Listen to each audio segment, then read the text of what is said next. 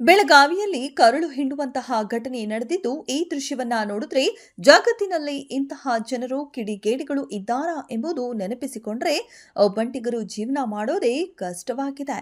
ಹೌದು, ಗಡಿನಾಡು ಬೆಳಗಾವಿ ನಗರದ ಗಣೇಶ್ಪುರದ ಲಕ್ಷ್ಮೀ ಟೆಕ್ನಲ್ಲಿ ನೆಲೆಸಿರುವ ಪುಷ್ಪ ಗಂಗರಾಜ್ ಚಾಮರೋಲ್ ಅವರು ಮುಂಜಾನೆ ಕೆಲಸಕ್ಕೆ ಹೋಗಿ ಮಧ್ಯಾಹ್ನ ಊಟಕ್ಕೆ ಬರೋದ್ರೊಳಗೆ ಒತ್ತುವರಿ ಮಾಡಲಾಗಿದೆ ಎಂದು ಆರೋಪಿಸಿ ಮನೆಯನ್ನ ನೆಲಸಮ ಮಾಡಿ ಧ್ವಂಸ ಮಾಡಿದ್ದಾರೆ ಕಿಡಿಗೇಡಿಗಳು. ಬೆಳಗಾವಿಯ ಗಣೇಶ್ಪುರದ ಲಕ್ಷ್ಮೀ ಟೆಕ್ನಲ್ಲಿ ನಡೆದ ಘಟನೆ.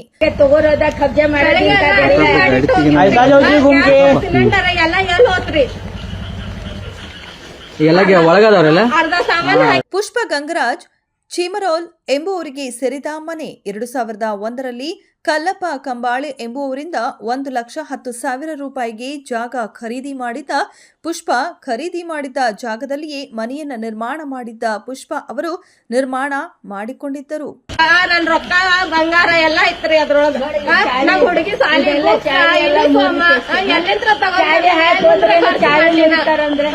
ಜಾಗ ಒತ್ತುವರಿ ಮಾಡಿಕೊಂಡಿದ್ದಾರೆ. ಆ ಜಾಗ ತಮ್ಮದೆಂದು ಏಕಾಏಕಿ ಬಂದು ಜೆಸಿಬಿ ಬಳಸಿ ಮನೆ ಕೆಡವಿ ಪರಾರಿಯಾಗಿದ್ದಾರೆ ಕಿಡಿಗೇಡಿಗಳು.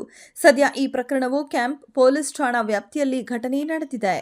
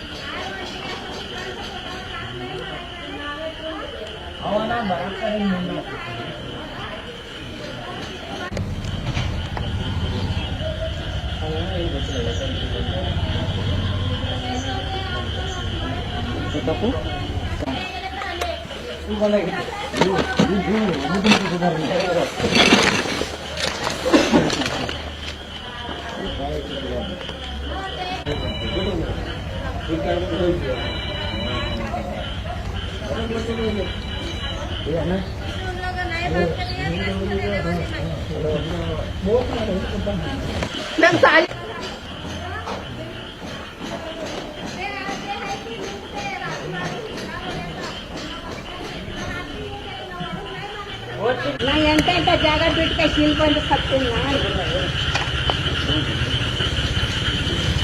ನಾವೇನು ಶ್ರೀಮಂತರು ಅಲ್ಲಪ್ಪ, ನಾವು ದುಡ್ಕೊಂಡು ತಿನ್ನೋರ್ಗ ಅವ್ರೇನು ಶ್ರೀಮಂತರು ಅಲ್ಲ.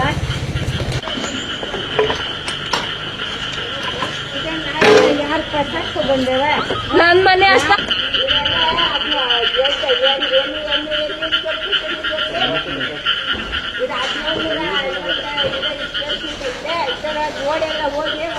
ಗಾಡಿ